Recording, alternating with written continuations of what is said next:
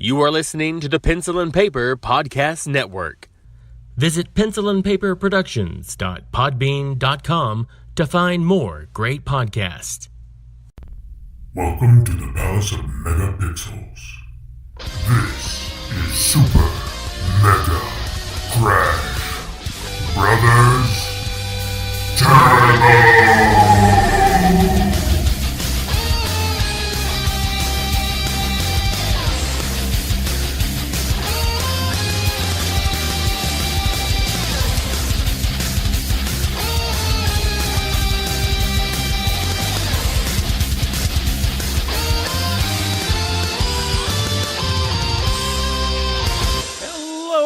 Welcome to Super Mega Crash Brothers Turbo. I'm your host, Stephen White. With me is my co-host, Lacey Finley.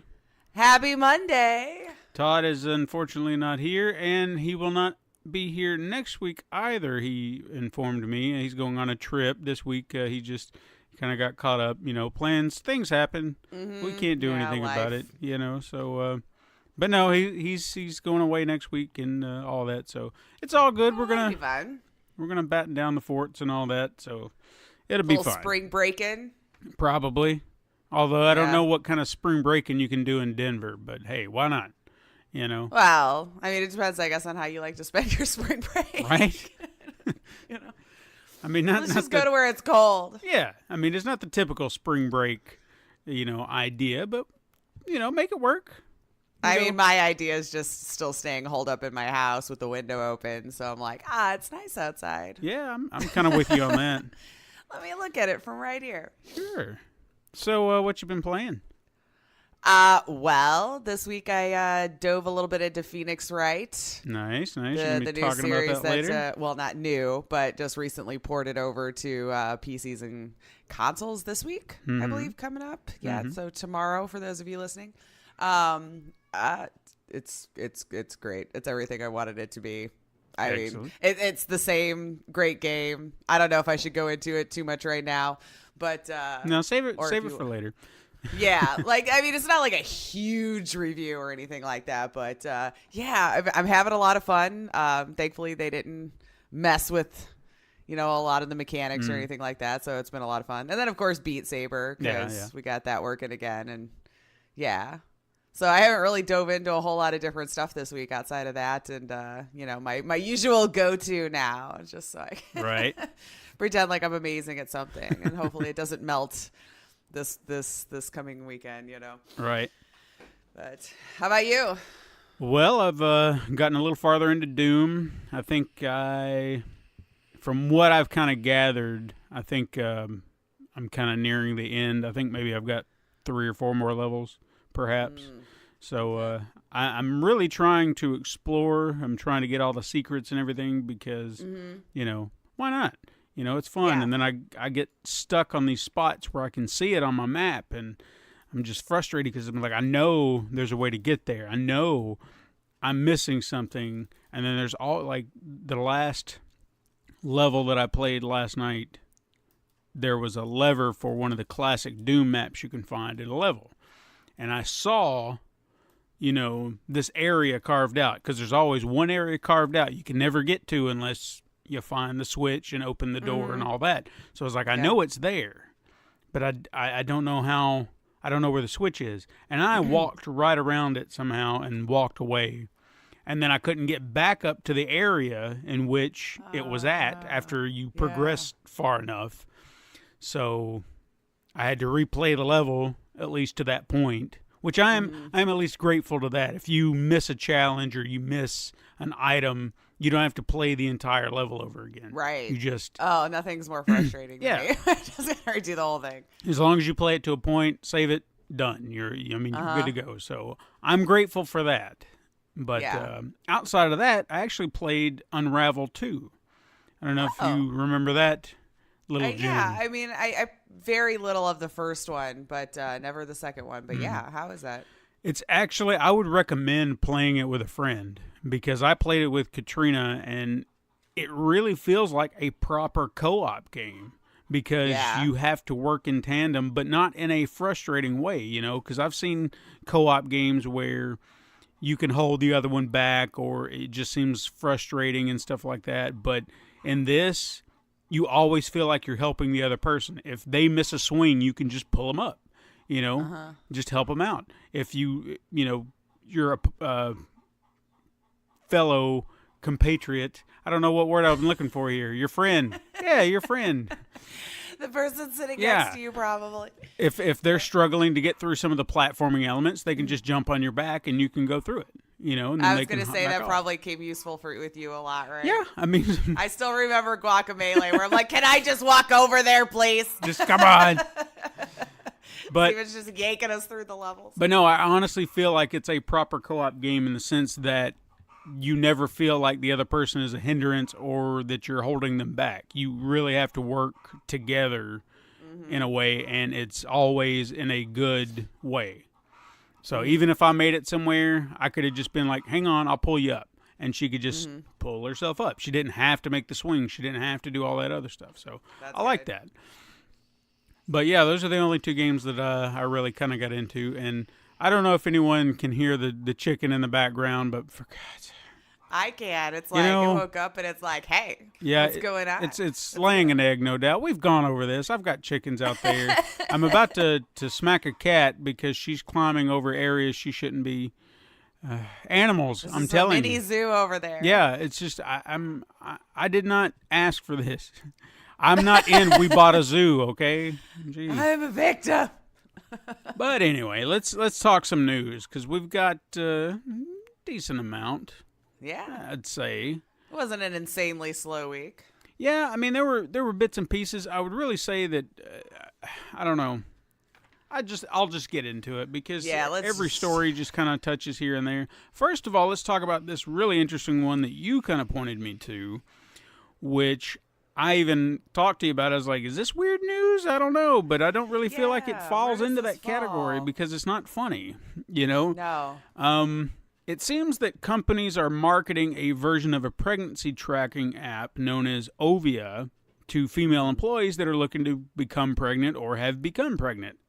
And in an article that was published by the Washington Post, it seems that employers have found that the information gathered from said app is actually proving to be quite useful for their business. Now, to our audience, I'm sure I hear you saying, what does this have to do with video games? Well, right. If you're smarter than the average gamer, you would have already concluded that one video game company is involved, and you should have solved it in one guess, because that's right, it's Activision Blizzard. They can't stay out of the news for anything. They've actually been pushing their female employee base to use the app if they are pregnant, and they're even incentivizing the offer with a gift card in the amount of $1 a day. Now, I can see where this offer sounds appealing, even though that if $1 a day that you have the app, or $1 a day that you're like on maternity leave or pregnant. I mean, because if you go throughout the entire duration, because the way I did the math on that, and hypothetically, it would be the equivalent of getting $280 worth of gift cards. Ballpark. Okay. That's right. Okay. And that's even being generous because you're and talking I love about that it's gift cards. It's not like a bonus on your check. Like, we're not going to put it. It's just going to give you here's a gift card to Activision, so you can buy whatever game you want when you get back. Yeah. A $1 gift card.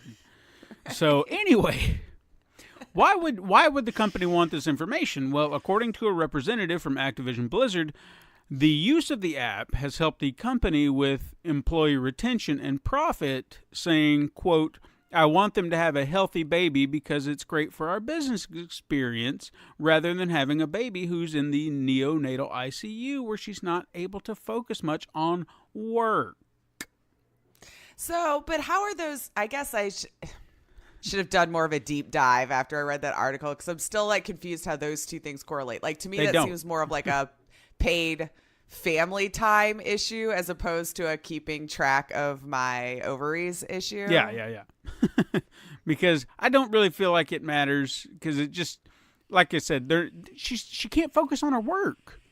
So it doesn't help the company out. Our little lady brains. Yeah, We just don't know how to do two things. Making babies and thinking. I just understand that, if the baby's in the ICU, she can't focus on work. She's got other things on her mind, and that's fair to say. But but damn it, we got it. That has to do with the app. She needs to work. Now, while such a statement sounds as though they really care about their employees, the bottom line of savings is apparently about $1,200 per employee in annual medical cost, and I'm sure that has a lot more to do with it. Yeah. And, okay. Yeah. Sure. I guess I need to look into more of what, because to my knowledge, the app is, I don't know, maybe you're trying to get pregnant or something like that. You keep track of all of these different things or the different layers in your pregnancy and stuff like that, especially for like probably first time parents. So when I'm seeing those two things go together, that's where my brain makes the disconnect. So if you're listening to this and you've got like a better article that you can link me as to how this app works or something, please, by all means, let me know. But that was my takeaway from it. Yeah.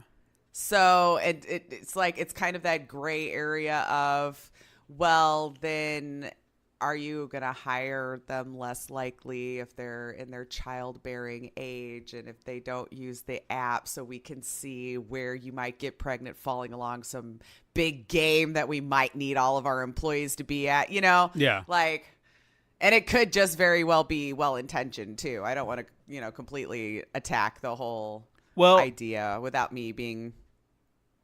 using it or having firsthand knowledge of it. But Right. Well, I mean, in fairness of what you're kind of arguing and what I guess a lot of people are concerned about as far as the women who are being pregnant, where this article really stems from is that the developer states, because there's this concern that it's breaking privacy laws and giving all this data to the companies, and they say that they abide by privacy laws and it's only aggregate data. So basic information. However, a lot of that data can be cross-referenced. So how many kids? What's the age? Maybe not a name or something like that, but enough to say, okay, so this person, maybe they came back to work on this day, maybe they're X amount of years old, they've got this family unit, yada, yada, yada. You can do the cross-reference enough and say that's who that person is. So it doesn't matter how vague this data is, you could still, pinpoint who it is. But I feel like this is also something a man could use, yes? How? Well, I mean, if you're using it for that, like, I guess maybe it would have to be for them, like, actually using it for their own use to getting pregnant. I don't know, or with their wife. I don't know. I guess it's just I understand we're the ones that carry it and all that kind of stuff. It just always seems like the back end always seems to burn on the wrong side or one side, and it's like they both should be involved if the baby's sick. Just saying. Yeah, no, I agree. Your kid's in ICU. Hopefully, like if there's a dad that's working at the company, would also be allowed to. I mean, I would some time off. Yeah, I've argued in favor of maternity and paternal leave. At work. I think it's necessary because you're trying to bond with your kid. I've had to take vacation when my kids were born because how else was I supposed to spend time with them and get to know them? But anyway, with the privacy things, it does raise concerns that the company could take that information and then maybe line their own pockets by limiting healthcare coverage, increasing the cost of benefits based on what information they have. Now, that's not to mention the possibility of discrimination to the women who are pregnant, which is illegal, but it's not uncommon. Right. But at the end of the day, I think it really does question who is benefiting from this more, and I think we obviously know it's the companies. That's the reason they're pushing this. They can see where it's going to be beneficial to them in the long run. So, yeah, I don't know. You really hope that the companies are trying to be decent, but when we see what Activision Blizzard has done in the past, it's a pill to swallow. Yeah. And I just kind of like brought it up just for grins and giggles here. And it says the app is, it's an ovulation calculator and fertility tracker. So then with the whole, if the kid's in the ICU thing, I don't see how those two things need to connect then. So you're really just keeping track of when she might be getting pregnant or if keeping she is. track of her in general. Because if they know when she left for work and when she's coming back, then you know how long she's been out. Mm-hmm. So it's weak. Yeah. Anyway, let's move on. We all know that Sony has been less than enthusiastic about crossplay. You know, they've been dragging their feet. And even though they open their doors to allow certain features on the games, many other games have not seen the feature implemented, while other consoles have. During PAX East, which I did not hear this until now, Tae-hoon Kim, who's the CEO of Inway, which is a company I feel like I know, but I can't put my finger on. Like, I know I've heard that name. They recently released Power Rangers Battle for the Grid. They said that Sony's hesitance on the crossplay feature is actually limiting games from reaching their fullest potential. Using the example of a family playing Fortnite across multiple platforms being a fantastic idea, so someone can be on the PlayStation, someone can be on the Switch, someone can be on their phone, and they all just sit around and they're playing the game together. He said it's a great idea versus, hey, not every family can have 4 PlayStations and play together. So I feel like he makes... I feel like an entire family has mobile phones, though. Sure. I'm just saying. In this day and age now, for some reason, we're giving them to like 8 and 9-year-olds. Yeah, which I don't understand. But he makes a valid point, and, you know, Sony shouldn't concern themselves over another company's revenue stream, which I feel like is what they're doing. It's like, well, we want that money. It's like, yeah, but, you know... Stop being a dick. I mean, they're a company, too, so it's like, I don't know where I fall on this. Well, I feel like if it's not their game, then don't concern yourself with it. If somebody else's game, then why not? If it's an exclusive, sure. Yeah, if it's an exclusive, absolutely. And at that point, it's moot.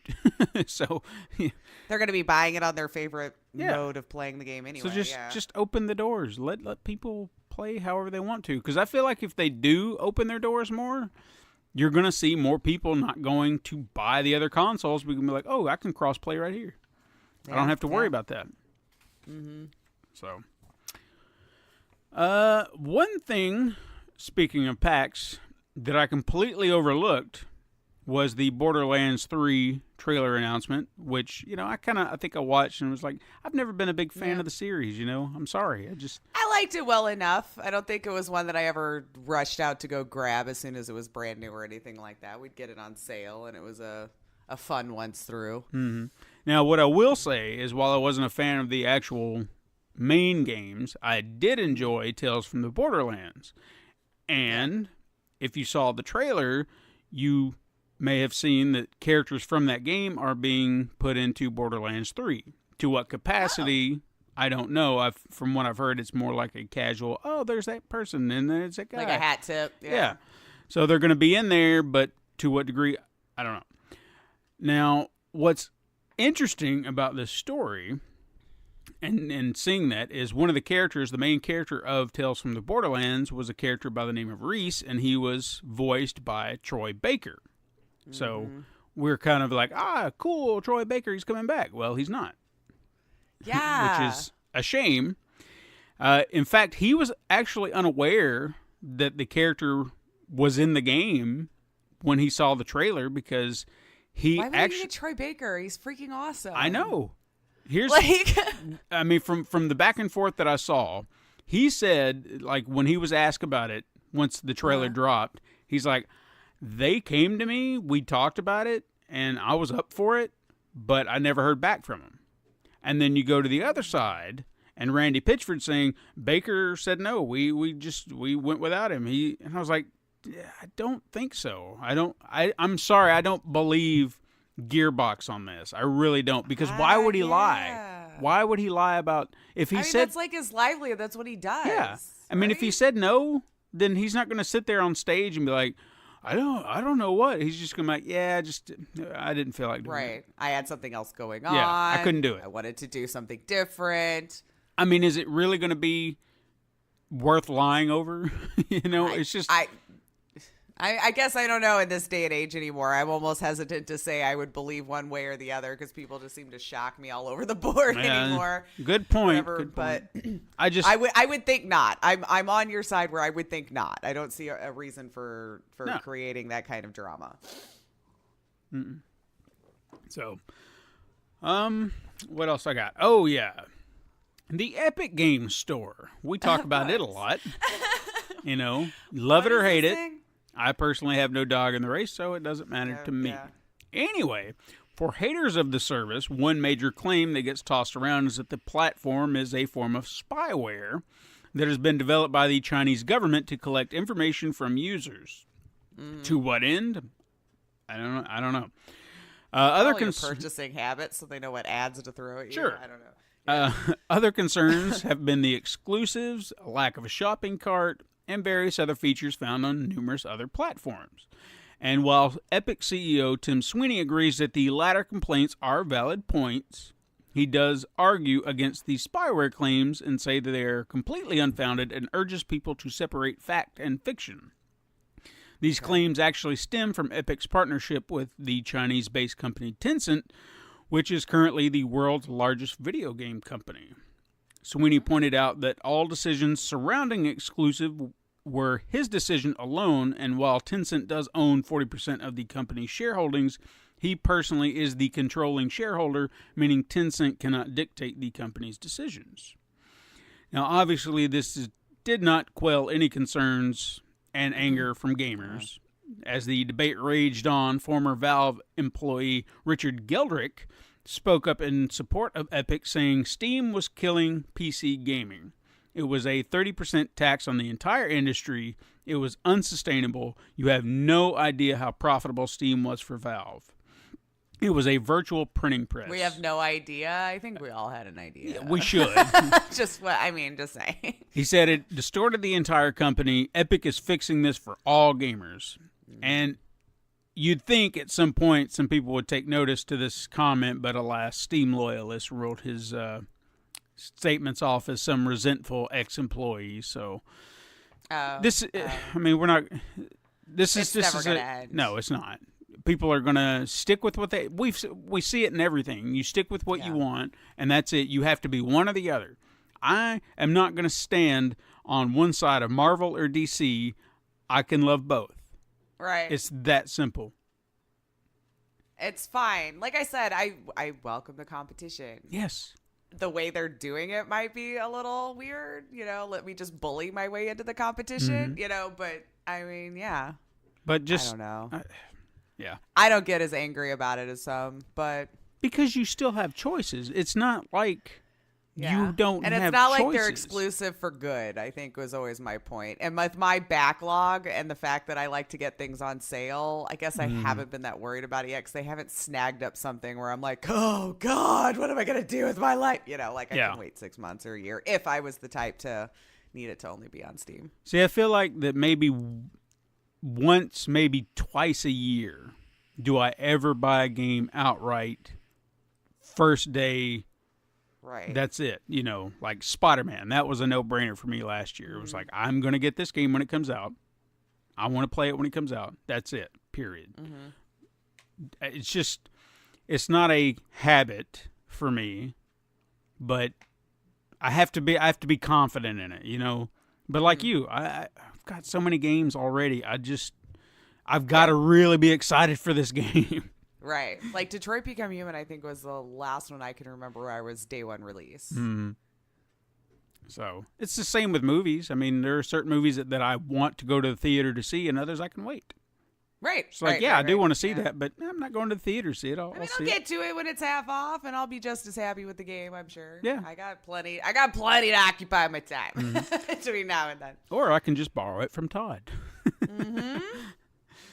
Which is even better. Yeah. The next thing I've got is the Federal Trade Commission is apparently looking to unofficially investigate loot boxes in video games as they announced a public workshop to take place in August, with the focus being on the issues surrounding loot boxes. Invited to this workshop will be a wide range range of individuals, from government officials to company stakeholders, sitting down to discuss the behavioral impact loot boxes have on young consumers, which I thought we'd already kind of done. I get concerned when they all get together and talk about anything technological. Like, it's just... They don't understand it. We saw the Facebook debacle and what they thought that was. And the Googles. Now, the discussion is said to focus on all angles surrounding the topic, such as marketing, consummation of loot boxes, and even company profitability. But this workshop does not implicate that that any kind of regulations are coming. However, I don't think it would surprise me if this meeting doesn't spawn some changes one way or the other. Okay. I can see someone getting misinformation and be like, well, we got to do this or we got to do that. And blah, blah, blah, blah. Well, that's what I mean. They're going to get some other, 80-year-old who doesn't understand how it actually works, and then they're going to make a law about it that's going to break something else that we all actually enjoy. Mm-hmm. Or they could regulate it just fine. I guess I should start being a little bit more positive. Don't be positive. We know better.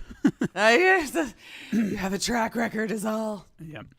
The last thing I've got is on Thursday, the name change feature that was promised on PlayStation finally dropped.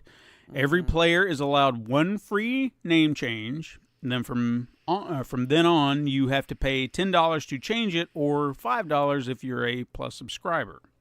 Sony also added in a feature that will automatically change your PS Online ID if it's deemed inappropriate, so no funny business with that. Yeah. All of that said, it seems that the name change feature has a bit of an issue that could lead to the loss of game progress, save data, trophy data, in-game currency, and even the game you're trying to play refusing to work. Comes with a price. Mm-hmm. So no word yet on what's being done to fix it, but there's a list of games that people have kind of reported. It seems like it was mostly older titles to the console that was having the most issue, or maybe you had a lot of cloud saves or something like that, because then that game wasn't updated to know that a name change could happen, or whatever, that still isn't receiving support all the time. Mm-hmm. But yeah, so I guess really think about it. I mean, it doesn't, Yeah, if it could cost everything on your PlayStation. It's a snap. Now, what you need to do is, if you're one of these people and you're considering a name change, go find this list of games, because it was a long list, and I'm not going to go over it all. Go find the list. It's on the internet. You can find it. Educate yourself on whether this is a good idea or not. Yeah, I personally, I'm fine with my name. Even if I wasn't, I would be like, it's not worth it. Right. Right. I've put in a lot of time and effort, and I'm not going to. I think it mostly be for those who've probably had it for 20 years, and it's some embarrassing thing that you did as a teenager that you're like, I'd really like to shed that off already. But I've been locked Smegma in 3000. Right, just something. It's that was awesome back then, but now I'm grown. Yes. Or own it still, you do you. Yeah, why not? All right, let's talk about some quickets, because I have a handful, but not a lot. So we're kind of going to probably breeze through these. First, we're going to start with what seems to be a quicket staple for the last couple of weeks, and, probably will be for the next few weeks up until the end of the month. And that is, Katana has been revealed for Mortal Kombat 11. She has a new design, which they actually took her mask off. So she's not, hiding behind her little ninja mask and all that, which I thought was nice. It was a unique look. She had a pretty cool fight set and fatality and whatnot. So I was like, I'm down with it. Then they also introduced a new fighter, Cetrion, who seems like, when you look at her, she looks like she's she would be a grass type Poison Ivy-esque, character, because she just kind of has this floral design.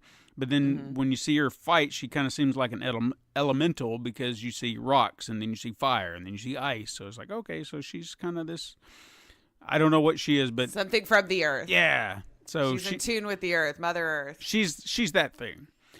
And one other thing, which I'm glad I actually saw this trailer for Katana last night, and something that should be weird news, but it's technically, it's in the game, it's still weird, is the character Devora, which was first seen in Mortal Kombat X, apparently will have an ability to play as a larval version of the character, where since she's like a bug, esque creature, they showed in the trailer once she was defeated, it's like a larval version with wings sprouted out of her, and you could play that to attack the other character. Oh. So I don't know if it's like a Hail Mary or something like that to try and win the match. But it was just weird. It was like, ooh, gross. And maybe kind of gross. Yeah, I was just going to say, and gross. Yeah.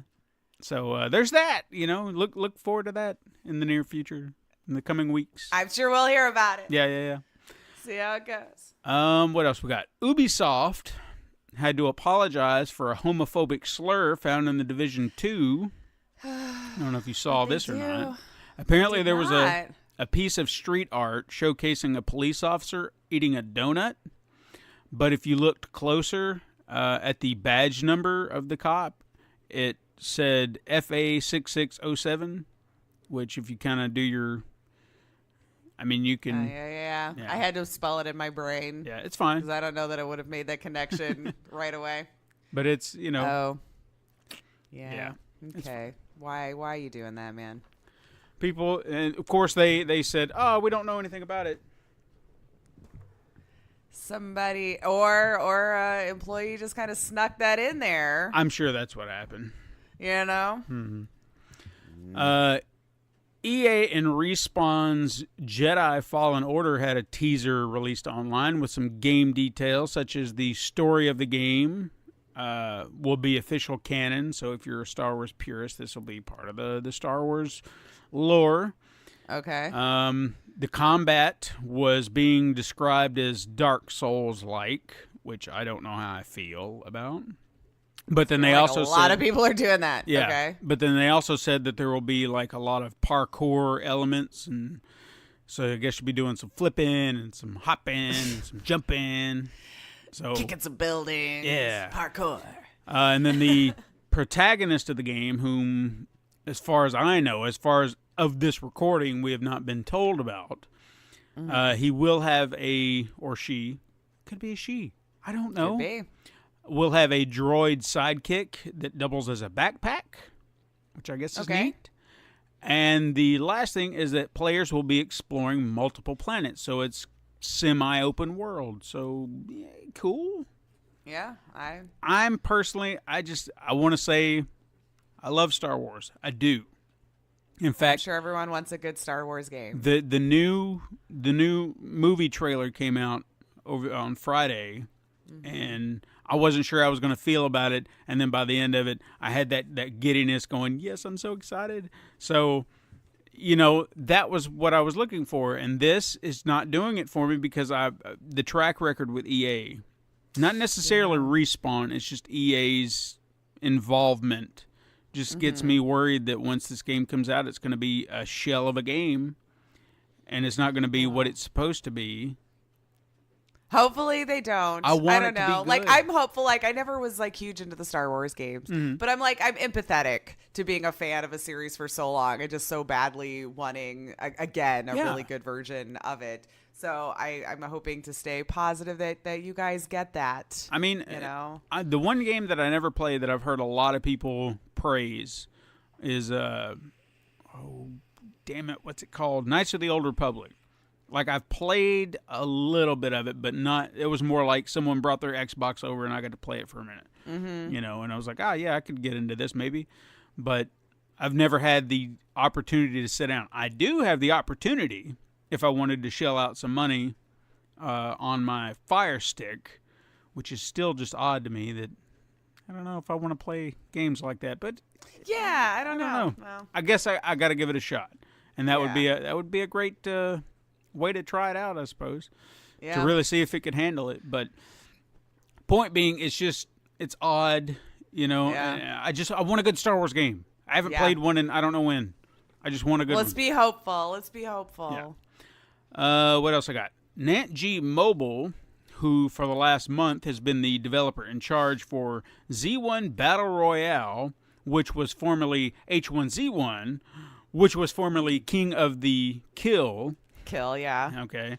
has actually been given back to the original developer, Daybreak Games, because they said that there are just too many challenges ahead and they can't do it alone.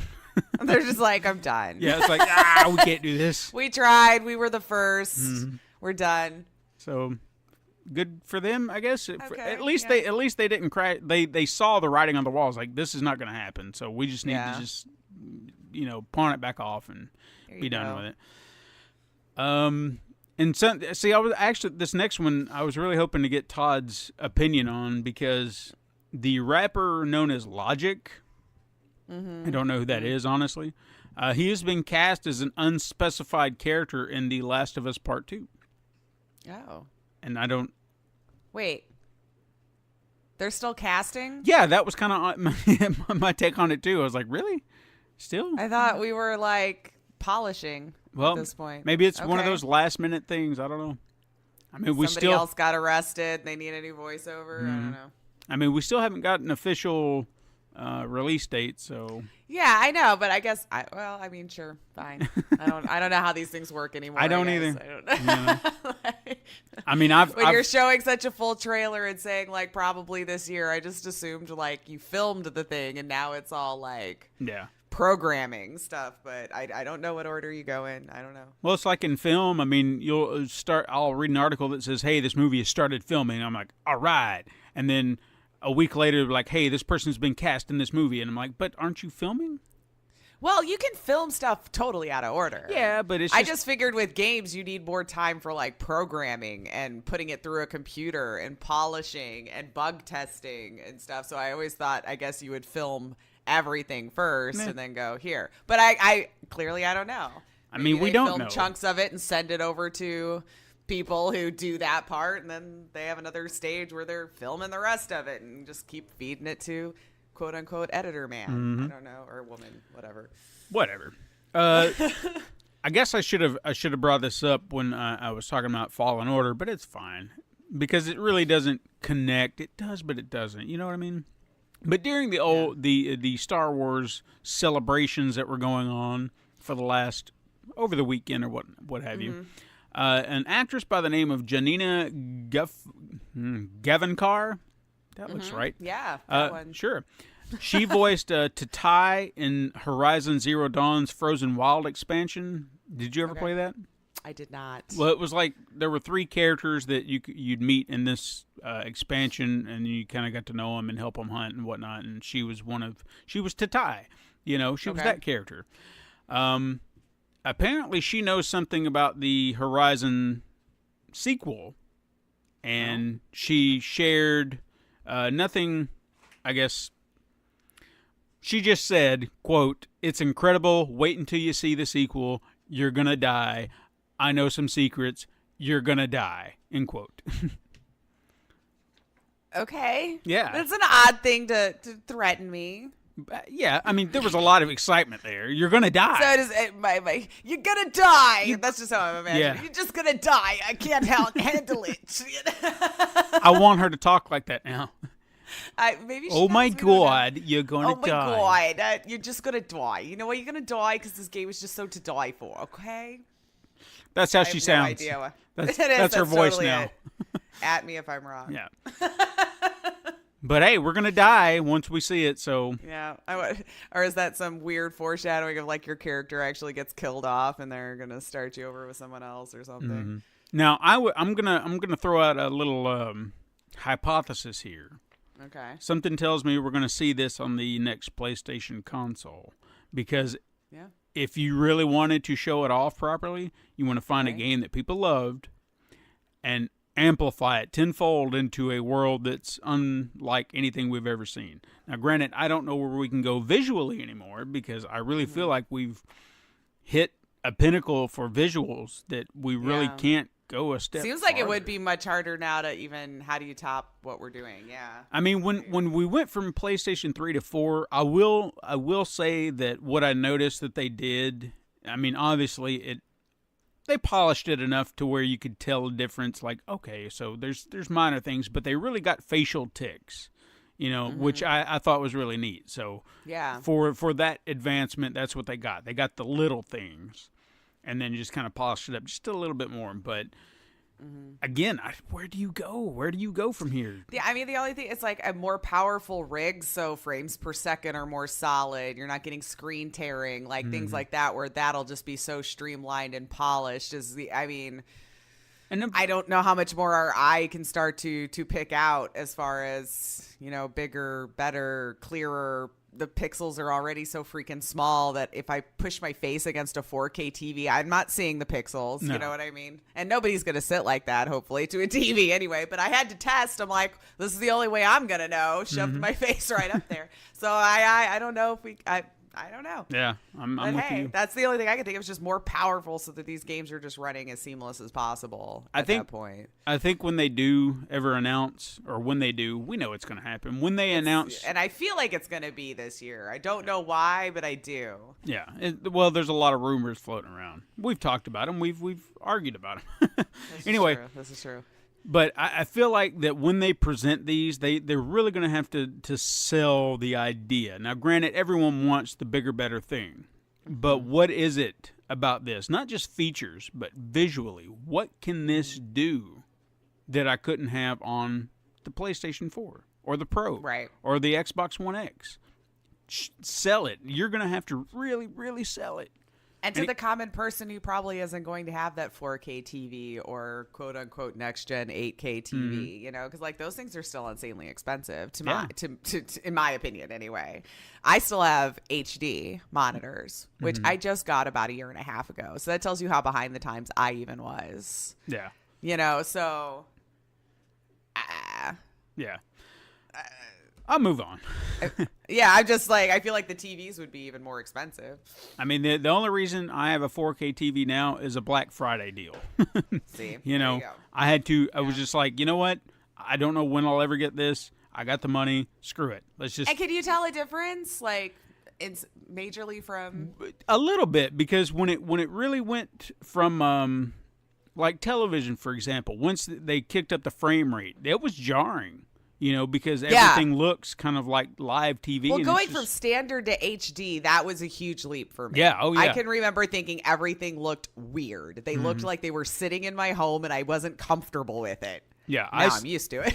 I still say, when I went to Blu-ray, from DVD to Blu-ray, it was the Dark Knight on television, because I had an HD TV at the time, and then my cable.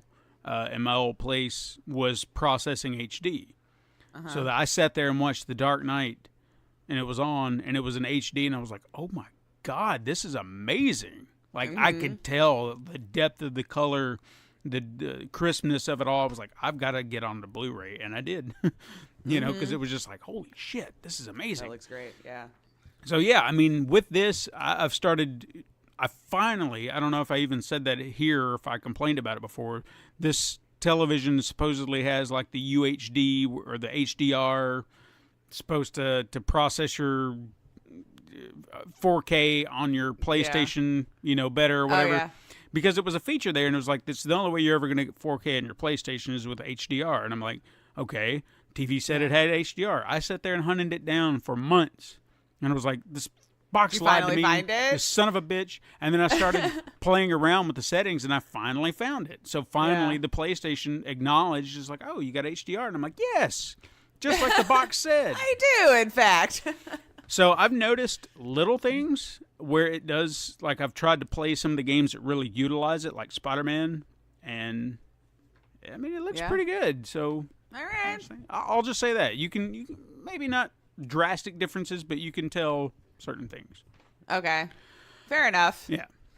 Anyway, we got off on a tangent. The next thing I've got is a sequel to the film remake of Tomb Raider is in development.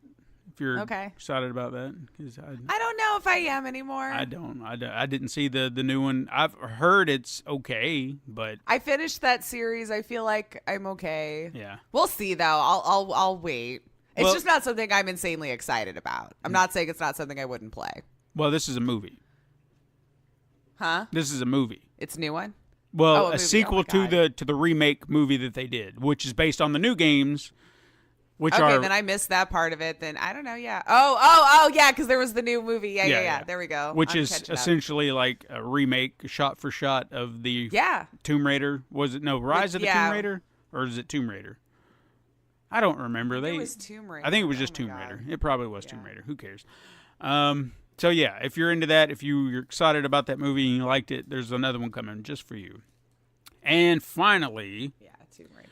Disney Plus was officially announced on Friday, and I only bring this up because the streaming platform will be available on launch day of November 12th on all platforms: PlayStation 4, Xbox One, and Nintendo Switch.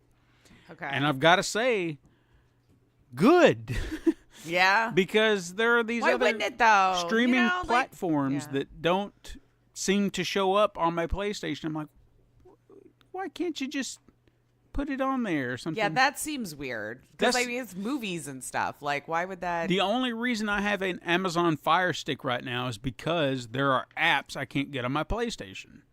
And it was just like, damn it, I want to have these things and I can't get them. So I guess I'm going to have to invest in some, outside streaming thing. And I did. Yeah. And what was really interesting is there was an app that I got. Where was it? Oh, yeah, I remember what it was. There was the DC Universe app where they have all their movies and comics and everything. Yeah. It's all kind of combined, and I was like, I want to try this out. And there was a deal going on, so I was like, okay, let's try it out. But I had nothing to watch it on, so I had to stream it from my phone to my TV, and I was like, right, that'll work. Luckily, after I'd already purchased that Fire Stick, and then maybe a week or so later, they said, hey, guess what? DC app is coming to the Fire Stick, and I was like, woohoo! There we go. It wasn't a waste. So I was excited. So at least I feel like it was a sound investment, because if I can't find it on my TV or if I can't find it on PlayStation, I could probably find it on that Fire Stick. Yeah. So I have options. And see, it's like the Epic Store thing, I've got multiple launchers here. Right, I got you right. Ever since I broke free from the cord of cable, it's like I got Hulu, I got Netflix, I got Amazon Prime, I've got all these. Yeah. As soon as HBO downloaded separately, I got. Yeah. As soon as I can get a proper internet connection here, like where I have fiber internet, like I've been promised, I'm gonna cut cable. You watch and see. No, you should. I would do it now. Well, I don't have internet. Decent internet. How fast is your internet now? It's like 6 megabytes per second. Oh, okay. It's pathetic. It does the is job. really bad. Don't get me wrong, but it's sad. Yeah, Like that is really when bad. when we were in Boston, I'm going off on a tangent again. I can't help it. When we were in Boston, Sorry. Okay, when we were in Boston for PAX, it took like a blink of an eye for me to upload our episodes. And then On here, the Wi-Fi there, yeah, here it takes 10, 20 minutes. Oh wow! Sad. Dang it. Yeah. All right. Yeah, sorry. That's terrible. I'm getting. No, I get it. That's shit I had like 7 years ago. Come on, man. Yeah. All right. Bring it to you. Truth or trash time. Okay. I've got a few goodies for you I'm today. not good at this, but let's do it. All right. I already learned about another truth or trash this week too. I'm like, damn it.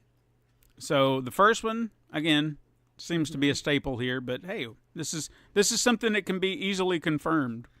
Okay. Mortal Kombat 11 will have 13 DLC characters. Jeez. Truth. Why not? They I mean, we're not saying how many gets released at a time. No, just saying. You could get like 2 or 3 in a in all. bundle or something like that. And I'm sure they were planning on adding new arenas and stuff like that later. You didn't bring a pen, did you? I didn't. Damn it. I see one. Hang on. Hold on. I got one. Ha You got one. Hey. Yeah, I got one. All right. So you said truth. Truth. Yeah, sure. Sure. Okay. Next. BioWare is developing Dragon Age 4 using Anthem's code. I feel like I'm trying to remember what news I heard about this week outside of Kotaku, like just really going at him. I'm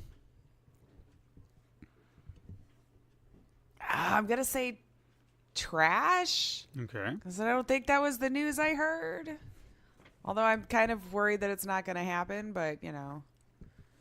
I'm one of those that likes the Dragon Age series, okay? Except for 2. We already have established that 2 just doesn't exist to me. Okay. So I want it to be good. Sony will announce a new Ratchet and Clank game during their next State of Play video. When is their next State of Play? Who knows? Okay. Ratchet and Clank 2? Sure, true. Okay. Yeah. People like that game. Now, this one, I kind of want this to be true. Oh, okay. But we're not sure. Just because I want to see what happens. Red Dead Redemption 2 will see its PC release later this year, exclusive to the Epic Store. This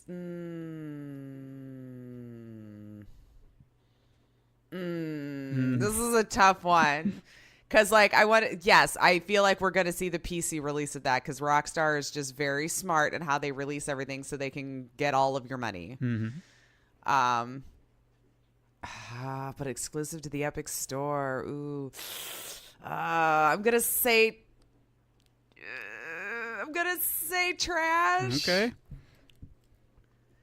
I feel like they wouldn't do that, but You never know. You never know. Because, I mean, they just make so much money. Sure. Like, GTA 5 has made so much freaking money, you know, that I'm just like, they could put it on all of the storefronts, I think, and just be just fine. Well, Although see. I'm angry at them for waiting on the PC release, because screw you, Rockstar, because I would have done that first, and I'm not going to buy it again. I'm not going to be that person. Don't be that person. I know, but it would look so much better on PC. Probably. See, that was one I kind of missed out on with the old HDR. I kind of wanted to see what Red Dead would have looked like upgraded and whatnot. Now, granted, it still looked good, but I'm just saying, could it have looked better? Yeah. I don't know. And lastly, Halo Infinite currently has a budget of $500 million. Why, though? Is that still that huge of a game? Don't run in Xbox circles. I'm really... $500 million seems excessive even for a large company. I'm going to say trash. All right. I feel like that's... It does seem... It made that much money to like go, I know for a fact we're going to make ridiculous amounts. Here's $500 million. That does seem like a lot. Yeah. Oh, I have one more. It slipped under my radar. It was on the other page. Okay. And lastly, in 2020, Sony will introduce PlayStation Plus Premium, which will add in the PlayStation Now to your subscription service. True. That seems like a smart little streamlined thing to do. You'd think so. All right. There you go. We got all the right. things now. I got all the things. Okay, weird news. So, do you ever wish, like I do, that you were rich and that you could just spend exorbitant amounts of money to do whatever the hell you wanted? Sure. Okay. Well, such a person who exists, who happens to love battle royale games, has decided to use his wealth to create a real-life battle royale competition that will take place on a private island where the winner of this event will apparently win 100,000 pounds currency. And as of right now, the event creator, who is remaining anonymous for some odd reason, is looking for an event designer to put this together, this For Reals Fortnite, which is what I would assume they're going to call it. Yeah. That is said to utilize airsoft guns, touch-sensitive body armor, and it will take place over the course of 3 12-hour days. And competitors will also be required to camp out on the island, but they will be provided with food and the necessary gear. While all of this sounds intriguing to me, let me just point out a few things. Those who play Fortnite all day at home, I don't think these skills will translate. Or they're going to want to put in that much physical effort. Yeah. I don't know. Like, even me, I'm a little more active, and I'm like, no. I mean, it's just not going to work the same. And also, I don't know if you recall, there was a film that was based on a book called Battle Royale. It was in Japan. It takes place on an island over the course of 3 days, and everyone dies. Just saying. Yeah, I was starting to wonder, like, how into this are we going to get? Are they going to drop them down on a like, do they parachute down to the island? Yeah, you know. I kind of hope so. Yeah. But then now there's a whole bunch of legality issues that's going to happen with that. There would have to be a lot of, NDAs. I mean, it does sound kind of fun, but I feel like this would also be insanely expensive. So I don't know who you're marketing towards. Oh, yeah. It would unless definitely it's be like expensive. something you can audition for, like a TV show. But if I have to pay to do this, that seems very expensive. Oh, yeah. So Just going to like a gaming arena for like an hour can cost like $25-$30. So I can imagine you're actually like doing this for like. And plus, what if you're the first one to go down? What are you going to do for the next 3 days? Yeah, are you still stuck there? Yeah. So I mean, that's kind of bogus. I don't know. I don't know. Then I would feel like okay with that, because if it's a pretty cool island, then I'll just vacay for 3 days while you guys keep wandering around towards your circle in the center of the island. I'm gonna hang out under a tree on the beach. I mean, why not? So, And the next thing I've got is, did you ever try to cheat in school by chance? Did you have those moments where you're just like, I think I can get away with this? I'm sure I did. Yeah. One instance doesn't come to mind, but I'm sure I did. There was a student somewhere in the world, which I never actually got a pinpointed location. He took cheating to a whole new level because he tried to pass the Lore of Destiny as his own work. Oh, okay. Yeah.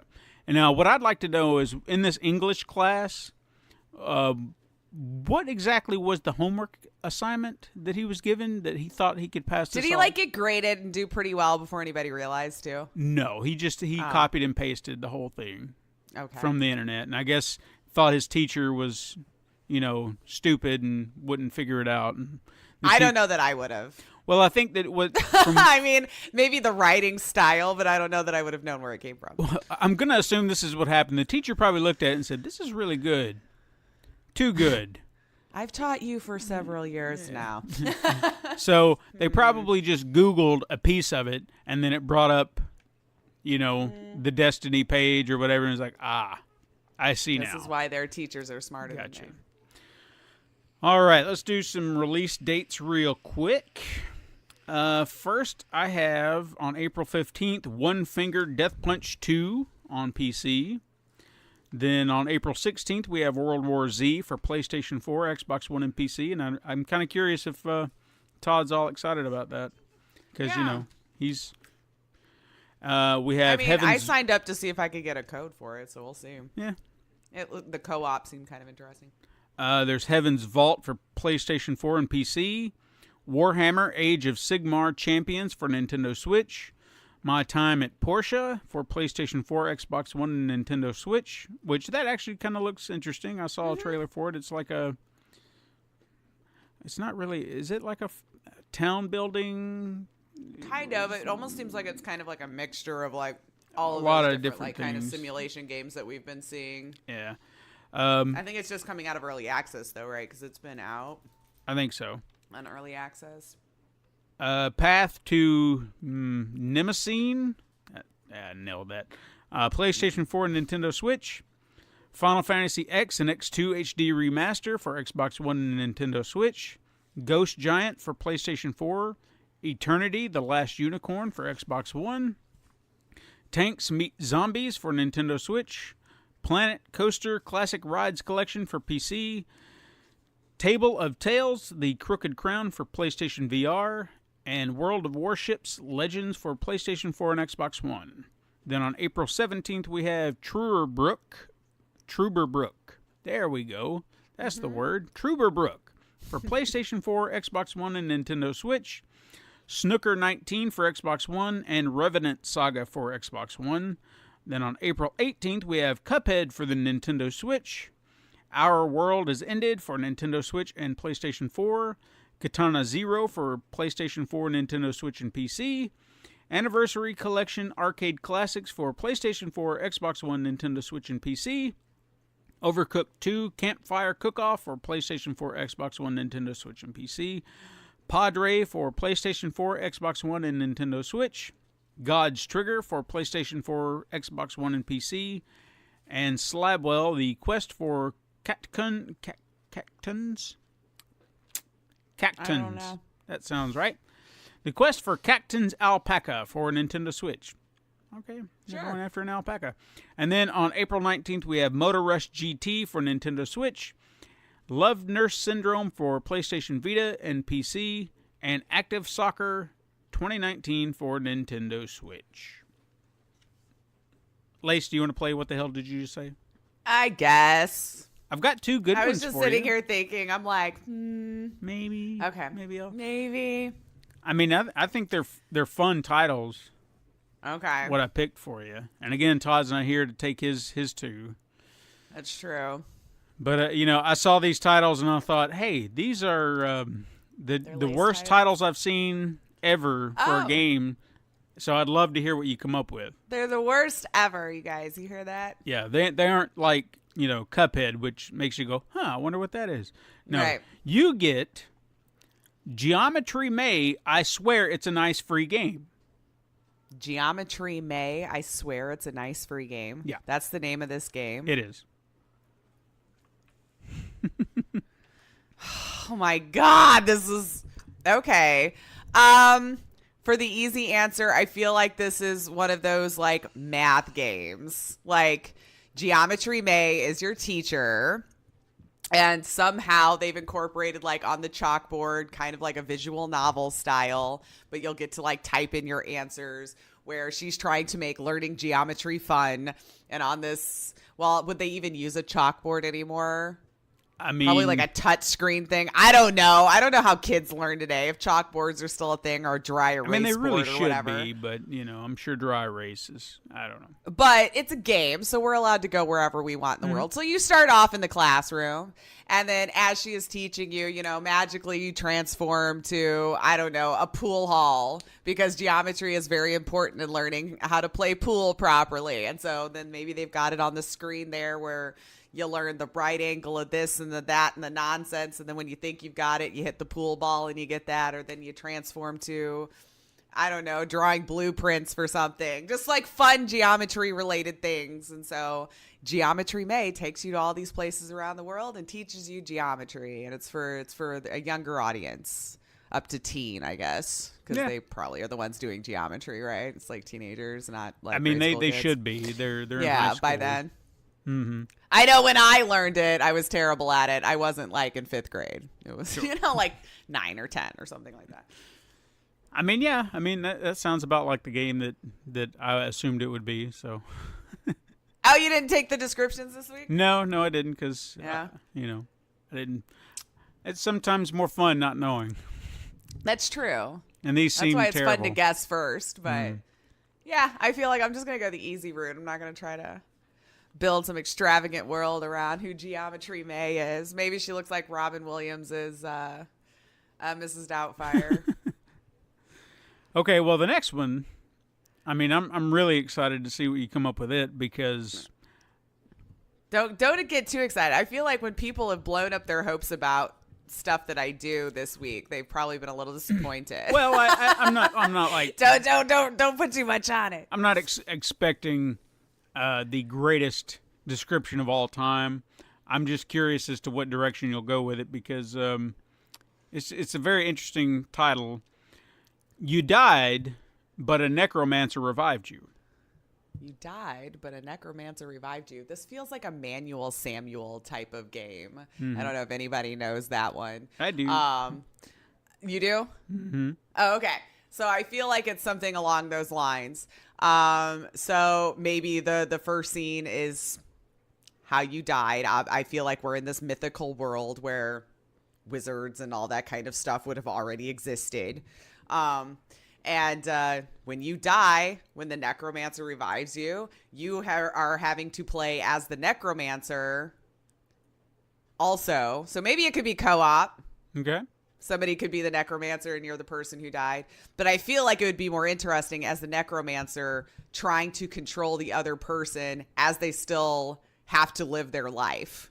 Okay. I don't know why that seems more interesting to me. So it's a very silly, slapsticky kind of game that I'm imagining here, where you have to learn to hit all of the different buttons on your keyboard and mouse to be able to fire, like a Weekend at Bernie's kind of situation where you're letting him or her, you have to take them to work. How are you going to drive the car? You're trying to figure out how to manipulate all the different buttons to get him there, or to say the correct things to your boss when you get there, and you just have to take him through his day. And it obviously has got to escalate to something insanely ridiculous that he has to accomplish. Like, you didn't know he was like a world-renowned snowboarder or something like that. That would require a lot of physical activity. So as this necromancer, you've got side quests to learn more spells and how to keep the body preserved, obviously, because it's decaying, right? I mean, you put a lot of thought in this. I really want to play this game now. I feel like that would be more Game. interesting. Yeah, like if it's made this way, I feel like that would be more interesting. It just seems like it would be a challenge and fun and interesting at the same time. So yeah, I'm in. Yeah, I'm in. Yeah, I get a point, like a legit point. Yeah. But that's you only had your 2, and then of course Todd doesn't have any of his. And I catered to his strengths, like I always try to do. I feel like he sniffs that out, man, and then runs away. He's Probably. Like, I bet this week. Because I was going to give him unrealistic expectations on me. Because I was going to give him the Great Toilet Simulator, which, I mean, come on, he knows all about that. And then Sexinator, the adult sandbox RPG. Oh, he missed out. He missed out. Totally. Yeah. See, now you just give him the moment to think about it and send it in later. Yeah. Maybe he can come back. He can if he listens to the show. Yeah, I'm calling you out, Todd. Yeah. All right. Yeah, Todd. Well, Lace, why don't you tell us your take on Phoenix Wright Ace Attorney? Yeah, this is a lot of fun. So I have to admit, I have played some of those games, not this particular one, but it has the trilogy in it. So I've only gotten about 2 to 3 cases in from the beginning. I just started from the first one that was on there. So first off, I think it ported beautifully. I don't know how it wouldn't have, considering the mechanics were pretty simple since it was originally on the DS, correct? It was on a handheld gaming device, so probably like needing only a couple of buttons or touchscreen. So when it's on PC now, it's not on consoles yet, to my understanding. No, it is. So it is. Oh, I thought it was coming out a week later. So my apologies. I bought it on PC. It works perfectly. The point and click, you're dragging around when you're doing your detective work. If you've not ever played a Phoenix Wright game, you're basically an amateur lawyer that you start your tutorial on your very first case. So you're in the courtroom, you're given a situation. In this particular one, you have to defend Larry Butts because they think he has killed his girlfriend with a clock that looks like the Thinker statue. So this is your tutorial. And as you're moving along, it's very Japanese. It's very big. It's very grandiose. Everyone is so over dramatic, and it's fan-freaking-tastic. That's what I love about it. Everything is so just larger than life. And you might know the major catchphrases with objection or wait, take that, So you're in the courtroom and you are presented with different pieces of evidence that goes into your inventory that gives you the tools you need to be able to fight back against the prosecution. So you have to pay attention to what's in your inventory, listen to testimony from those that are going on the stand, and hopefully find the contradiction in there to win your case. So you always start off as basically, this is my first case. I don't know what I'm doing. And you have your guru sitting next to you in this game. It's Mia, who's your chief, that might whisper things to you to help you along the way through your tutorial case. So with those features, I don't know how you could go wrong porting it over to PC. Like the mechanics, it just works. So there's nothing I can say about that that's going to be any different than you might remember if you played this game 10, 15 years ago when it was first released. And the stories are exactly the same. I have looked at sliders to see what the difference graphically was. And it's definitely taken a markedly improvement. Yeah. I mean, when you're porting it from one to the next on PC, they've definitely cleaned up the colors. It's not as pixelated. It looks very hand-drawn and ready to be on this form of gaming platform. So I think if you played it before, you might be able to appreciate even more how they graphically updated it just to make it look cleaner for it. Right. And it's just simpler to play with the mouse. So even as you're done with your tutorial level, there is detective parts of the game where you are you get a phone call, you're presented with a case, so you actually have to do some footwork to be able to find evidence now that you'll be able to use later in court. So you have the magnifying glass, you just use the mouse to hover over whatever it is that you need, and you gather the evidence that way. My favorite, though, still is the courtroom scenes. I know the detective thing is to add a little bit more gameplay value to it. I like to just rush through those. So my interest is not in necessarily finding all the clues ahead of time. My interest is finding all of the contradictions in court, because it just gets so ridiculously blown out of proportion that I'm amazed and having a good time. Do keep in mind, though, the women are drawn very voluptuously. And those assets do get used in a way that might offend some, although I thought it was freaking hilarious, but I like to put that out there because there is one character where she stands like this, she's drawn very voluptuously, and as she gets angry, her breasts do move on their own, and it's on purpose for you to draw your eye to there, so I feel like we're in a day and age I might need to throw that out there. Sure. I found it hilarious, but just keep that in mind if that's something that bothers you. And I just go play it. If you're into over-the-top visual novels, that's cut together very well, too. Because if you have some really huge dramatic objection scene, the way they splice together everyone in the courtroom just having those different reactions or slamming on their desks and what they're objecting to, you're going to be screaming at the thing the whole time. Yeah. Like, it's definitely not based on real life court. You're going against a prosecutor is going to throw all different weird reasons as to why that's objectionable, even though 100% I'm no lawyer, but I'm like, no, that would have been accepted into court. I just, it's so much fun. So mechanically wise, great. Graphics, they really up their game. And if you're just into the most ridiculous of stories with just over dramatic, if you're into anime, I think you're going to freaking fall in love with this game. Absolutely. If you've not already played it. And if you have played it, I recommend upgrading. I mean, you get the whole game, the whole trilogy in that one. So it was $30, I think, on PC. I would imagine it's similar price than on consoles if they're out already. I think it's worth it. And you know how I like to buy games twice. Yeah, oh yeah. And the names are creative. I mean, I love it. I love it. Punny names. Mr. Saw It. Yeah, Saw It. Larry Butts, which Mia just calls him Harry by accident all the time, so you get to giggle like a little child. It's a Dick Gumshoe. Which for some reason I totally feel like he's a 50s cop. You just gotta talk like this, you see? Yeah. Hey there, pal. What you doing over here, pal? Oh, buddy. So, but yeah, and then it's not very intricate. There's not a lot of intricate details to have to get into, but oh my God, it's so much fun. I'm loving it. Yeah. So I think it's worth it, and especially if you're new to the series, I think they did just enough that it's going to age quite well for a younger audience that may not even have been around when it first came out or old enough to even remember it. Yeah. Or have any clue what a Nintendo DS even is.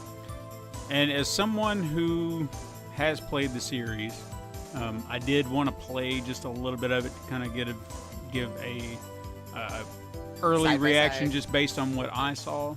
As somebody who did play, I had the DS and went back. I didn't play the Game Boy Color version because I didn't even know it existed until they ported it over to the DS. But it was interesting. Like you said, it was something, the courtroom thing is what drew me in because it was like, I've never seen anything like that. So I get to be the lawyer. I get to solve the case. Cool. Yeah, I want to do that. And I don't think I'd really been introduced to a visual novel at the time either. So that was a unique perspective. I wasn't, aware of that. That was not how I played games. And each case is pretty meaty. Yeah, absolutely. Like, I'm actually impressed at how long these cases are. So if you're the type that really likes to get bang for your buck, I feel like granted, I know when I'm streaming and I'm talking lots, there are huge chunks of time that I'm not playing the game. But I feel like each case so far has been about at least an hour and a half if you take out my chatting. I'd say they're longer. Because I feel like spent a lot 2 of to time. 3, but I do like one case a stream, and I stream for about 4 hours, and I always add up that maybe about an hour and a half of that could be just me straight up letting the game sit there for 20 minutes while I'm talking. Sure. So yeah, you've got some, and again, this comes with the whole trilogy, so I'm still only in the first part. Right. Now I will say, So you're kind of what you were getting a lot talking of about value. with the first case. You're probably going to breeze through it pretty quick because it's a little bit of a hand-holding and whatnot. I mean, it's not a very difficult case. You can't screw it up unless you're just literally dense, I mean, the facts are there. Yeah. Everything's kind of laid out for you. And she's really good about telling you now, Phoenix. Yeah. Remember that thing that we had in our inventory? I think that's in direct contradiction to what the person said. I do have to throw out there, I did forget to mention, there is like a health bar though, which I find interesting also. So you do have a health bar. So when you're in the courtroom, if you present the wrong evidence so many times in a row, you will fail that case and have to go back to the start of, I believe, just the courtroom day. So you don't have to go back to all your detective work and everything that you've done to that point.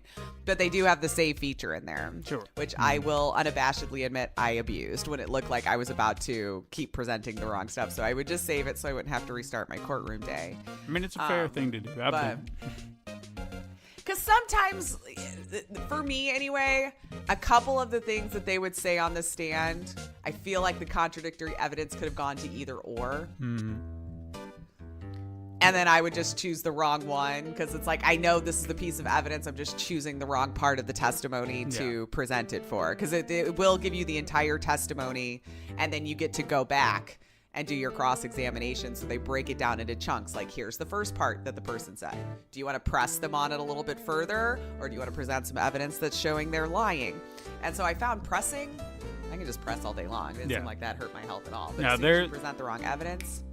I'll warn you now, there are certain cases where pressing can count against you, but they will tell you, hey, if you push this too far, then, we're going to end the case. So they do give you the heads up. Yeah, there will be. Because I feel like in the Ace Attorney one, I couldn't just press to my heart's content. No. But I feel like that's the newer version, right? Yes. Because you don't investigate the objects in this one either. Whereas I remember in the Ace Attorney one, I could actually pull the object out, spin it around, try to find if there was more evidence on said evidence. Right. And this one you don't. Yeah, unless it specifically says, here's a floor plan. Look on that a little bit further, But, yeah, this one's fairly basic. So. Yeah. But yeah. But it still works. I think it aged well. As the game it is, like I said, I played the first case. It does look great. It's definitely upgraded visually. I could even attest to how it looked as a port, like a literal game, like a DS port or Game Boy Color port to the Wii, because they did that. And I thought, oh, cool, I get to play it on my TV. It didn't translate well because they tried adding in the motion controls, and nothing changed as far as the format. It was just like, here, take that game and slap it there. And it's like, but now I've got to move this around and press stuff. And yeah. They wouldn't even let you turn it on its side, just use the controller like normal. Yeah, no, it was just, the whole thing was a debacle. Yeah, that's true. And of course the graphics were not polished and upgraded. It was just the pixel, it just looked worse on a TV screen because everything's like big and pixelated now. So it was just like, So, and it kind of lost some of its charm. They did a nice job polishing it up. Now, I don't know what it's going to look like on a TV, but... Yeah. So, I mean, it lost a bit of its charm, like that, but this the upgraded visuals help with that, and they definitely kind of give it some flair. I'd say the only thing I would have wanted with this, if they wanted to really step it up a notch, is all the audio is straight from the old games. I don't think it would have bothered me if they'd have tweaked it just a little bit. Maybe added an original track and then maybe a new soundtrack that's the same, but, you know, maybe upgraded sound, music, and whatnot to kind of fit more the HD style. Voice acting would have been awesome, but that's not a deal breaker. It's just that would have been cool, you know. Or at least as an option to toggle on and off, maybe. Yeah. I mean, because I don't mind just having the text, because then I can read at my own pace. But which I know is much different from one person to the next, how fast they read. Sure. So again, these are not deal breakers that made me go, I can't stand it. It's still the original game that I remember, just looks better, you know, and it's formatted properly for what I'm playing it on. So it wasn't a big deal for me. I just, overall, outside of just the main 3 games, I feel like a few added features would have been nice. That's really all I'm gonna, I guess, bitch about, because, you know, just a little something to make me go, okay, I bought my games, but what else are you giving me in this collection? That would have been nice. I purchased your game again. Yeah. So give me something a little new. But again, it's neither here nor there. You're still getting the games. You're still getting the same experience. So I would recommend it, same as you, to anybody who's never done it or played it. And if you watch anime and you have access to this in anime form, do not watch the anime before you play the game. Play the game first and really, I guess, immerse yourself in the story. Because I feel like it was, granted, I can watch the anime and be like, oh, I know what's going to happen here. But it was more fun figuring out where the case is going to go, because So the anime basically is the exact same cases? Pretty much, but then they throw in some new stuff here and there. So it's like, hey, do you remember this case? Do you remember this? And then they'll diverge off into like a past event or something like that, something they don't get into in the game, to kind of explain the characters and whatnot. And then just pay that no mind. And then just, I don't know, to kind of expand the lore a little bit, so it's fine. But I would recommend playing the game first, because it gets intense, you know. I mean, at the beginning of the game, you already know who kills the victim. You know, they give it to you, which that's one thing I will say, it bugs me a little bit. You know, I wanna be surprised, but again, like, you're trying to dig out the investigation still. You're not quite sure if they're innocent or not. Yeah. But I guess it's hard when you're the defendant. Sure. Like, I guess you're supposed to believe in the fact that your client isn't guilty, but that's, which they constantly try to remind you of course, too, you know, throughout. Like, well, do you think that they are or not, you know? And you still got to try to defend them like they're not. And even in later cases, they make it, I don't know, they twist everything around to where you get put in these situations where you can feel the intensity. Like, I don't know what's going to happen here, you know, which I love. I feel like it does get layered, though, right? Because yes. There'll be some instances where it's like, well, you didn't know this was involved in that now, too. So it starts to escalate a little bit, for sure. Yeah. So, but overall, yes, I think we can both agree it's a great game. In fact, if you go back 50 some odd episodes or 40 episodes, I actually did a retro review on the original game. So this is the first time we're actually getting to see a retro review and then a new review of a new version of the game. Right. Kind of thing. So we get to see, and that's one of the reasons I really wanted this to be your take, because you have a fresh set of eyes here, kind of coming in versus. And I didn't play it when it was on handheld. Exactly. And me, you know, as soon as I got my hands on them, I was a fan. I wanted to play them. I bought almost every game in the series. I think it was the very last one I never got my hands on because of, I think it was digital only, and of course I didn't have a DS, so it was just like, So the last one I played, I think, was like Dual Destinies, or I feel like that's right. But even those, the graphics were updated. They even added voice acting, which was cool. So I don't know.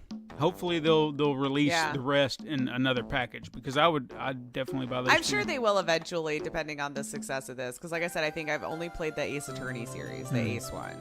So this is my first one with this. So I noticed that the tutorial level is pretty much exactly done on the same thing. They just swapped character. Yeah. I definitely did breeze through the tutorial because I'm like, well, this is exactly the same as the one I played in the game before. But it doesn't matter. The nice thing is like you've got that tutorial, and regardless of which one it is, it prepares you just nicely for what you're going to be needing to do. Yeah. So, excuse me. There it is. There's our review, your review, my takes. Like I said, there wasn't a whole lot to talk about with it because it's very simplistic gameplay, and I don't want to give away the case stories. No, absolutely not. Or what's involved, with that. So. And all the more reason I say. Plays great. You get a lot of meat for your buck. Go do it. All the more reason I say don't watch the anime.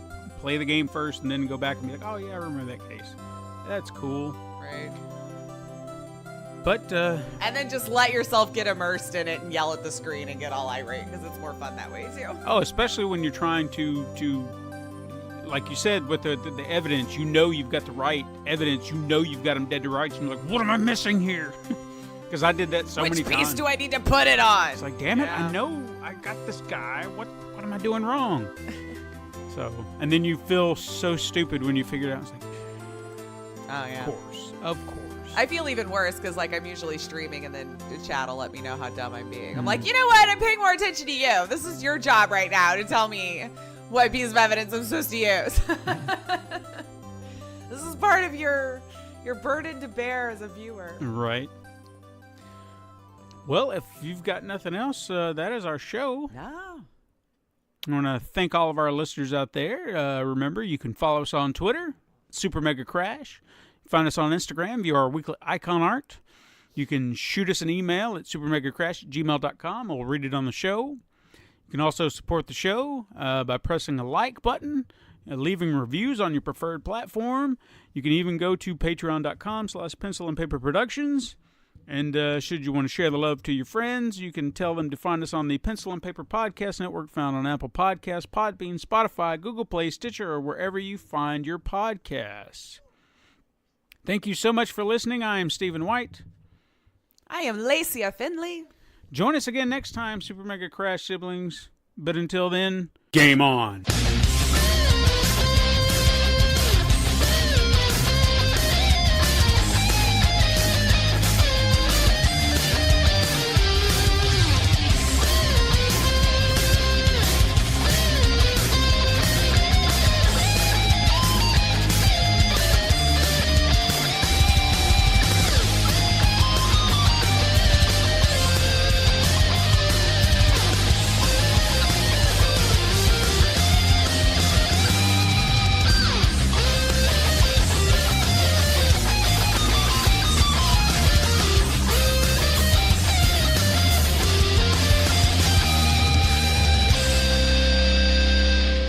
This has been a Pencil and Paper Podcast Network production.